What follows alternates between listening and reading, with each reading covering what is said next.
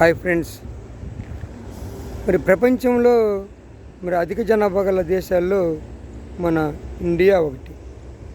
మరి మతానికి వచ్చేసరికి హిందూ మతం. ప్రపంచంలో మరి హిందూ మత దేశం ఒక ఇండియానే అనేది నా యొక్క అభిప్రాయం, నాకు తెలిసినంతవరకు. మరి ఇతర ఇస్లాం మతానికి, క్రిస్టియన్ మతానికి వచ్చేసరికి మరి ఎన్నో దేశాలు ఉన్నాయి. కానీ మరి ఇవాళ మన హిందూ మతమే చాలా ఇబ్బందుల్లో పడుతుంది. ఎందుకంటే ఇక్కడ ఉన్న హిందువులు ఇతర మతాలకి వలసపోవటం జరుగుతుంది. ఎందుకని చూస్తే, పరిశీలనగా చూస్తే మరి హిందూ మతంలో మరి సమానత్వం అనేది, ఐకమత్యం అనేది లోపించిందనేది నాకు స్పష్టంగా కనిపించింది. ఇతర మతాల్లో ఉన్న ఐకమత్యం కానీ, సమానత్వం కానీ మరి మన హిందూ మతంలో లేదనేది స్పష్టం. ఎందుకంటే మన మతంలో ముఖ్యంగా మరి గుడి పూజ వరలుగా ఒక బ్రాహ్మణ్స్ కులం వరకే మరి ఉంటున్నారు.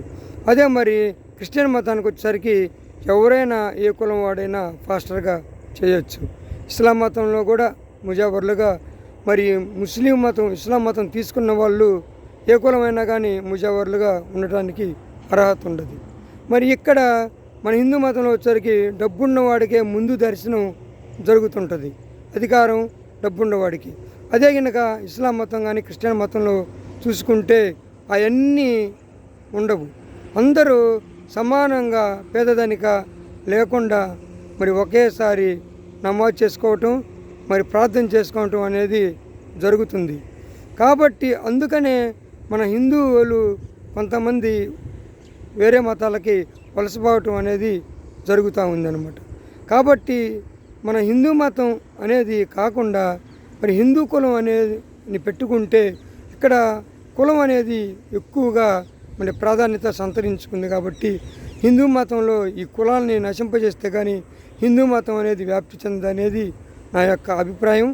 అక్కడ పక్క మతాల్లో వచ్చేసరికి కులాన్ని చూడరు, ఏకంగా మతాన్ని వరకే వాళ్ళు పరిగణలోకి తీసుకుంటారు. కాబట్టి ఆ మతాలు వ్యాప్తి చెందుతున్నాయి.